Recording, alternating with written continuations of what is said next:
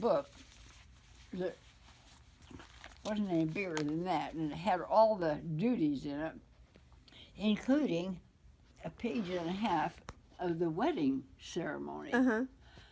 And so one day, I had to perform a wedding. And I was absolutely scared out of my mind. There was just a little bit written in that book of the ceremony. And I think it was Carlo Coco and Big Helen, but I'm not sure. Anyway, I got through it. I don't know how. It was a very short wedding, and of course our office was so small, and it was so ugly. It still had 2 befores on the inside. We hadn't finished it off or anything.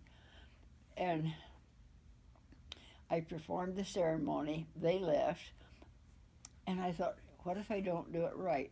Would the wedding not be legal? Would their children be illegitimate?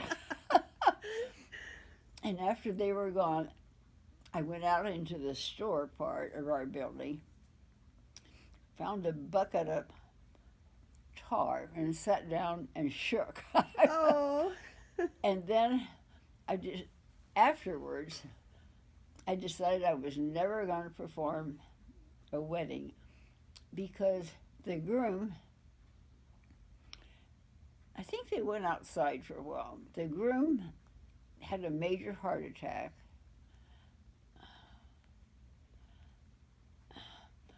Something happened to the bride, but they were divorced in less than a year.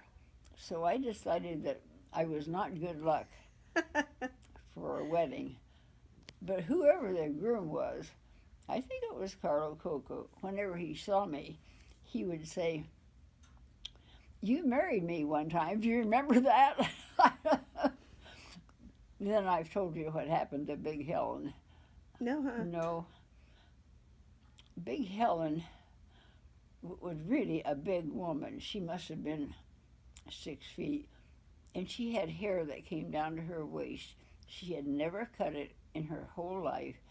And so she had 2 long, long braids. And she kind of belonged to the bar crowd. So she was out at Edie's one time. And Edie's, I've only been there a couple of times. One time we went out to take depositions. A guy had been murdered out there. But they had a kind of a foyer, like a hotel. And she did have hotel rooms for rent. But anyway, Big Edie was out there. And she lay down on the couch and passed out.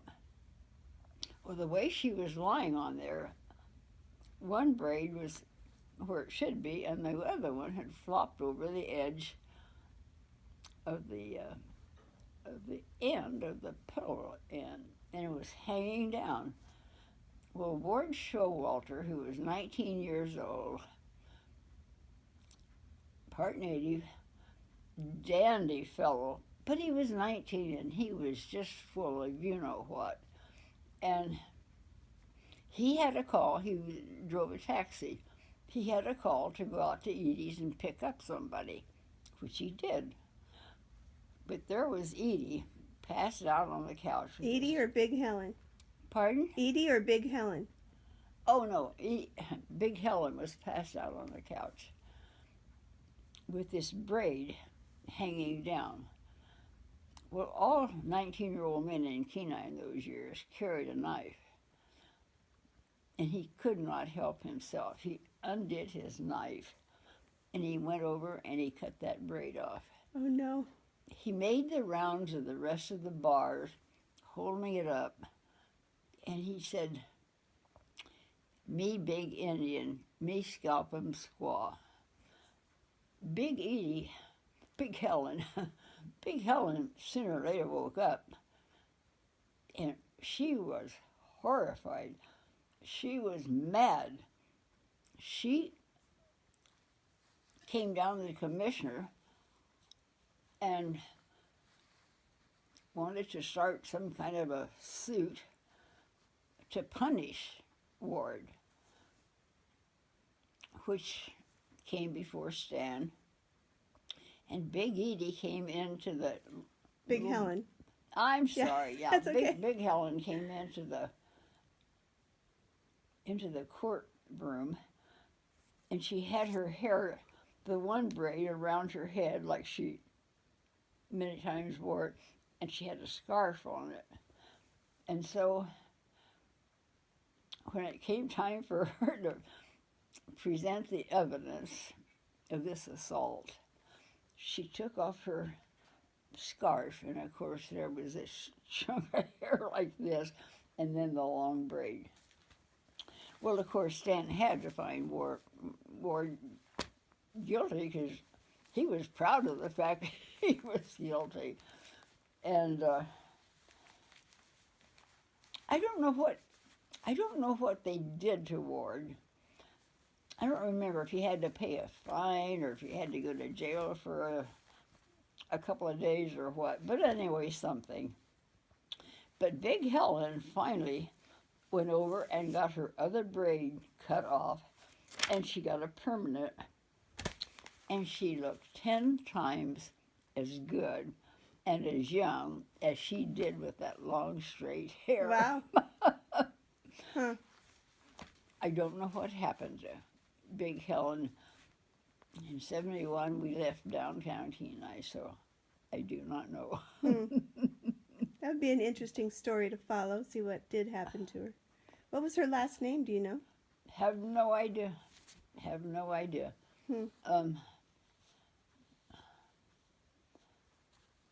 No, I don't know, but she was hung out in the bars, and one of the bars in those days, down along the outer frontage street and down toward the bluff, there's a couple of bars there and one across the street. And one of the bars had a barber in it, a lady barber. And somebody that everybody knew in town passed away. And they asked the barber, I cannot remember that lady's name, Geneva something, maybe. And we heard about the funeral later. And it kind of ended up in a disaster. They were in our store telling Grandpa, who was an attorney and had a tiny little office, they were telling him about it. And one of them had fallen into the grave, and so they had a big to-do trying to get everybody out of the grave so that they could lower the coffin. And they said, Geneva, I guess Grandpa said, who conducted the services? And they said, Geneva. And he said, well, is she a pastor or anything to conduct a wedding?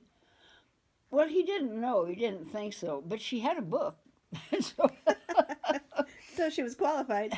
she qualified. That's funny. Huh. A far different town in the 50s, Debbie. Yep. And you said someone had been murdered out at Edie's? Yeah. Unfortunately, it was one of those innocent spectators. There's a young man who worked out at the out the highway a little bit for the road commission, and in that time frame, the road commission was real close to town, 3 miles, 4 miles, like that, maybe about where Walmart is or something like that, until they moved to Soldotna. But he had come to town because it was a weekend and he didn't have to work, and he wanted a change of pace. And she came out there. She had rooms for rent, and I guess she had meals, and she had drinks, and so he came out there to stay a night or two. And while he was there, the place was jam-packed. It was the night before moose hunting opened. Everybody was getting drunk to the point where, and a lot of people from Anchorage, because there really wasn't much in the way of hotel rooms or anything, and they'd come down from Anchorage to go moose hunting.